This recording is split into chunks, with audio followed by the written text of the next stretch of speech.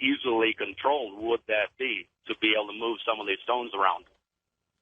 Well, the technique that was used to build them is unknown. Everybody's tried to figure out a scheme to get the stones up the side of the pyramid, but the inside structure is so complex in the Great Pyramid that it boggles your mind. If you were an engineer with a bunch of buckets trying to figure out how to do it, you couldn't do it.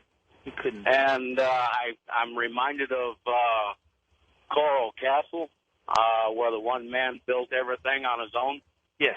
Yeah. That to me is just, incredible, like everybody talks about. And I guess, to me, harmonics makes the most sense. Well, how about tractor beams? Explain, Marshall. Okay, I'm a fan of Star Trek. And I think a lot of the technology... You're a fan of man. A lot of the technology that was in that program series was based on future possible technology improvements.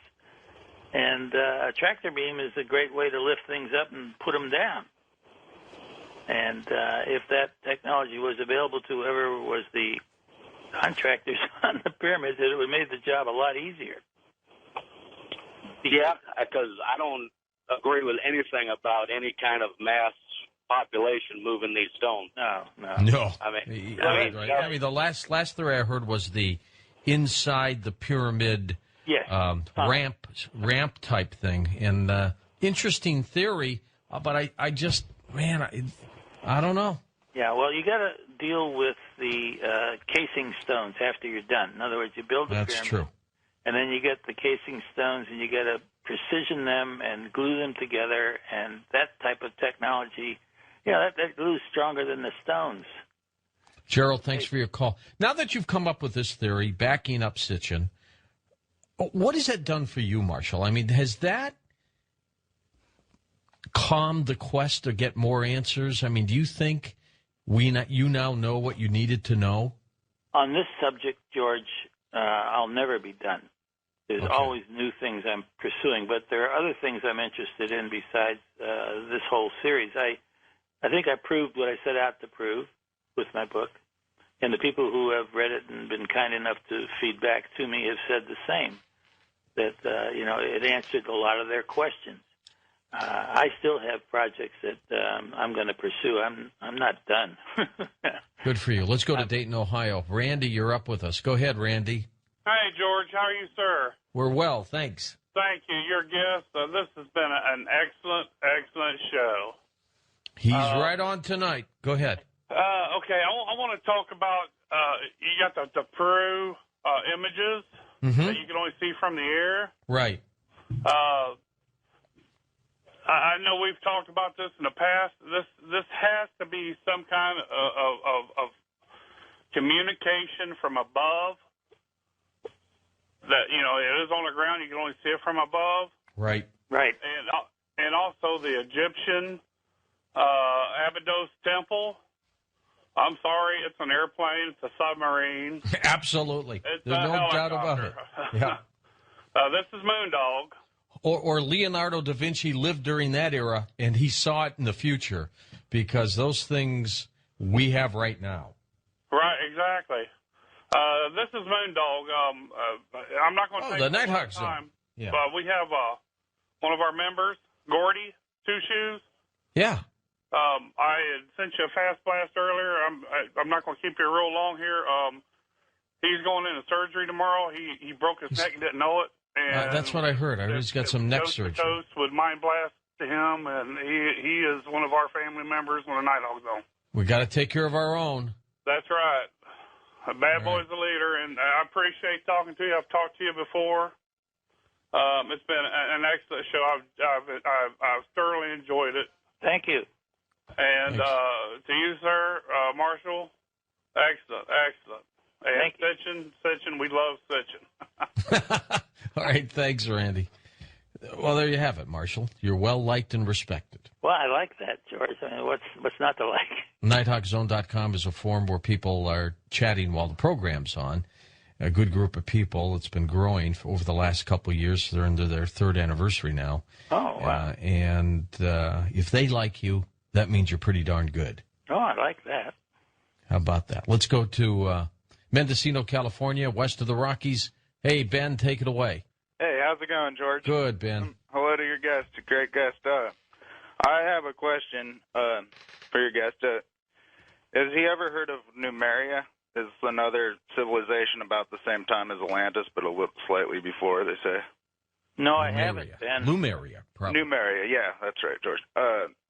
Well, I heard that the Great Flood from a CD that I have that's called History of the Universe or something. I got it from a friend, and it explains a lot of this stuff and says set aside what you believe and just listen to this for a minute. But my question was there, like, could have been a great war with, like, technology and stuff that caused, when the Earth was in a Pangea form, all one continent, caused it to break apart between a war between Atlantis and Numeria, is what I heard. And I was just wondering if he had heard or thought that was like, because, I mean, where would all the water come from? Maybe it was like massive earthquakes of the Earth being ripped apart and the water running between the two things that was all around the island and turning into different islands. Very possible. I promise, Ben, I'll look into it. And Yeah, I have I don't know anything about it, but I'll look into it. say, if I could, Sure. about why human beings are violent sometimes and other times creative and helpful. I think we got all the genetics of the Anunnaki. I think we are carbon copies then of what they were or are. Marshall? I agree. I'm not. Thanks, Ben. And, you know, Marshall, you would think all these years civilizations that advanced would get it. They'd understand it. And I guess they didn't, did they? No, and their fear was that what occurred on their planet would occur here. I don't know what that was, but they mentioned that 2 or 3 times, that we would repeat Nibiru's flaws or whatever they were. Have you ever had... I'm sorry, go ahead. I'm sure we probably might, you know. Have you ever had the opportunity to talk directly with Zachariah Sitchin? He's getting up in age now. Oh, yes, I was there last year and had dinner with him. And so the two titans with the similar theories, I would guess he welcomes the fact that somebody understands what he's doing. Absolutely. And, you know, I'm a party of one trying to get him a Nobel Prize. Are you really? Yes, sir. I've stirred the leaves, and I'm out there pushing. That's going to be a tough... it's an uphill. Yeah. Uphill all the way, George, but I think he deserves it. I think what he's done is remarkable. It's controversial, and that could be the tough spot for you. Yes. Well, Very, you know, this whole very thing, getting it up into the mainstream is a hell of a chore. All right, well, we'll get there. Marshall, we've got some final phone calls just around the bend for you, so we shall be back in just a moment on Coast to Coast AM with our guest, Marshall Clarfeld. His website is adamthemissinglink.com, which is linked up at coasttocoastam.com. On our next Coast to Coast program, Robert Zubrin joins us. How to live on Mars. So the Anunnaki came here, we're going to Mars. That's our next show on Coast to Coast AM. And we're back with final phone calls with Marshall Clarfeld. Marshall, the biblical version of the building of creation, describing the solar system done in 6 days. Yes. What's your interpretation of that? Well, it's very interesting. It was one of the first things in the Bible that got my attention. When I was a freshman at Caltech, they told us how a solar system was formed. And the next to the last thing that happens is the sun ignites. It's very late in the process. So if you look at the 6, quote, days of creation, you look at the 4th day, it says the greater light of the day and the lesser light of the night. That means the sun and the moon.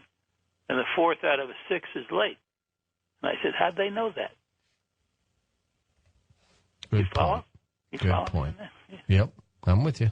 I mean, the scientific information, we just discovered that 100 years ago, George. Are you a Big Bang believer? in that theory? I used to be, but now I've been reading a lot lately, and I'm